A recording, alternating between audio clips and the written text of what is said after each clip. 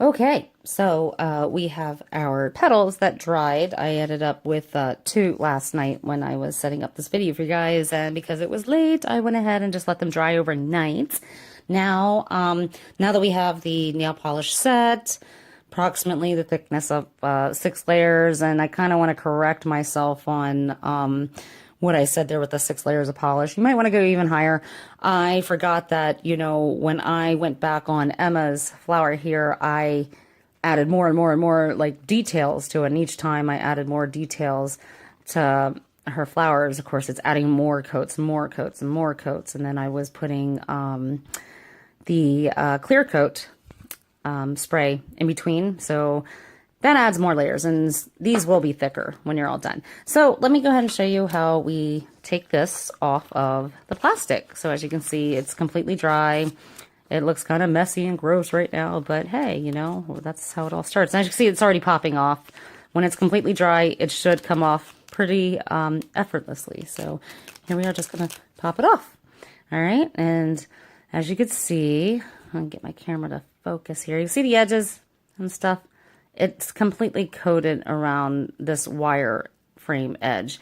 And what I'm going to do is you can now move the base down here and straighten it and whatever, and get pliers and so on, and get it to where you want it. You basically want this to be a stake, just kind of like floral picks or, regular floral flowers that have the wire. So you can bend them into shape, and when you go to put them together with the other petals and things like that, you'll end up with something that is stuck together kind of like this. And you can see how I wired the back there. And then of course, when I get done with this, I will be curving this into a hook to attach it to her headdress and everything, and then cutting all this excess wire off. Okay, so let me go ahead and take this one off, and we'll go ahead and, yep, there we go. We're gonna pop this one off too. And ta-da! You see that? You have all that polish that's in there. I mean, look how pretty that is. And you can see through it. That's the cool thing I like about the clear polish effect. This is just pretty wicked. And we have all the different colors just swirled in there with a little bit of the metallic polish set inside. Makes for an interesting finish.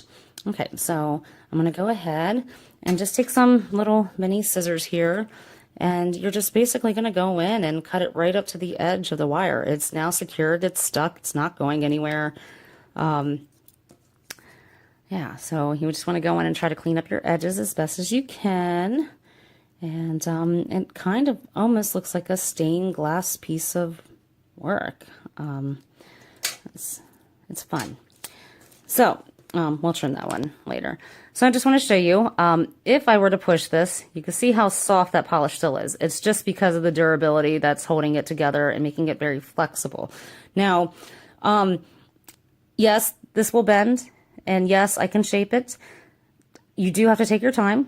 I have yet to break one. So if I break one right now and rip it, it'll be a first out of the 20 some that I have already shapen. So anyway, I'm going to take my finger, and because it's a 19 gauge wire, it is very easy to bend. And you can see I'm just using my finger and just trying to go over it. I'm not touching the actual polish because I don't want to puncture a hole through that.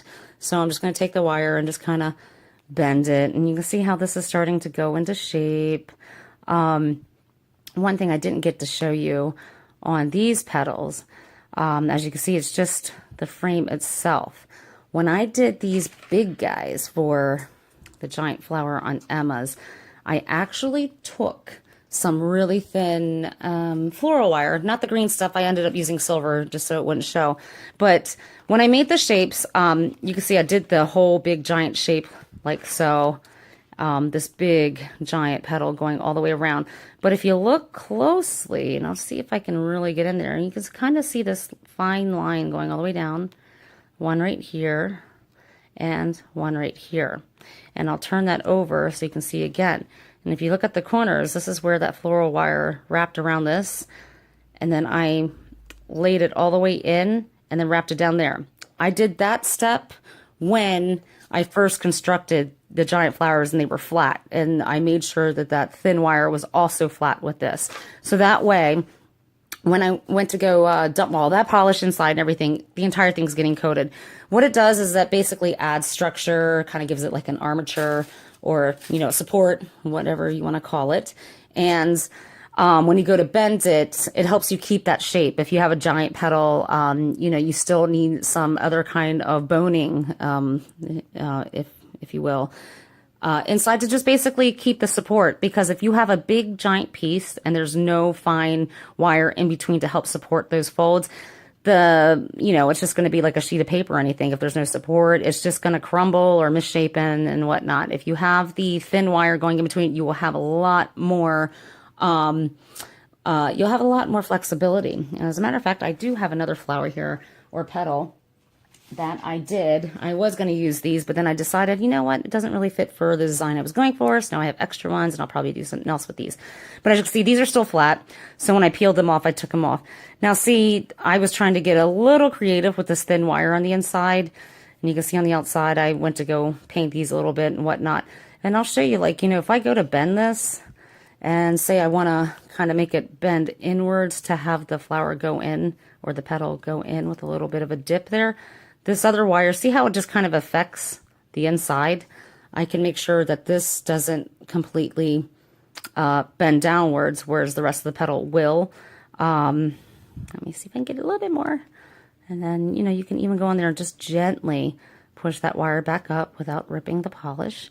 And this is not the best example, but hopefully I kind of get through to you and what I mean about having that extra wire on the inside as support. So depending on, like, if you want to make a dragon scale, or if you want to make fins or fairy wings or whatever, you just want that extra wire on the inside to give you better structure. Like, again, you can see this right through, how it goes all the way down, and that will allow me, as you can see, to keep the polish you know, on that nice curved shape there.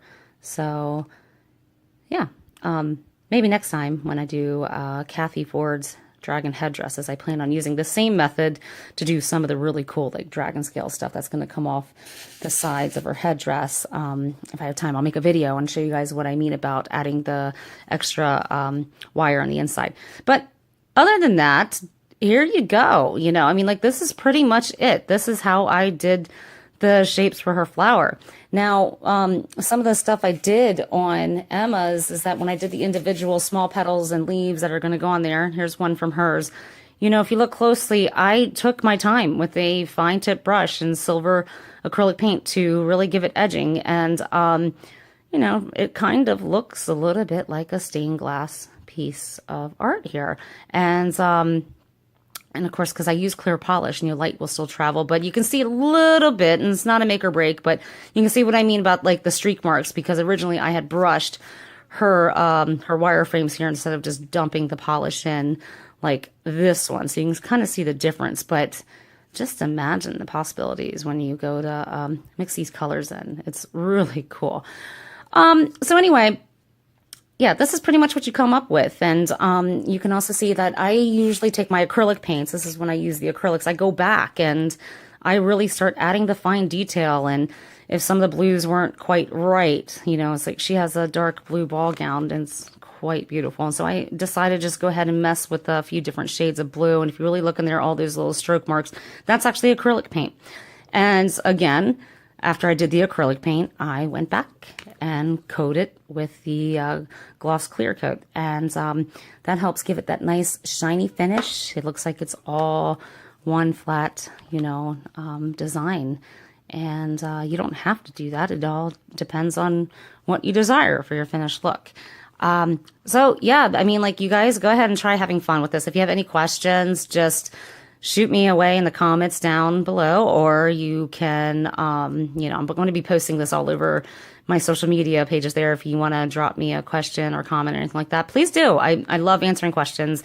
I'm not a master at of any of these techniques. I just try to find different techniques other than just using basic fabrics and sewing all the time. And this has now become a lot of fun to just learn all these new techniques and practices and stuff and methods. And I like sharing it. And yeah, so later I will be finishing her piece, and I'm going to go back with that beautiful silver metallic that I showed you here. This stuff looks really cool because it does look sort of like metal, and I'm going to coat, but because it's thin, I'm going to coat back over the silver acrylic just to give it more of that metal finish.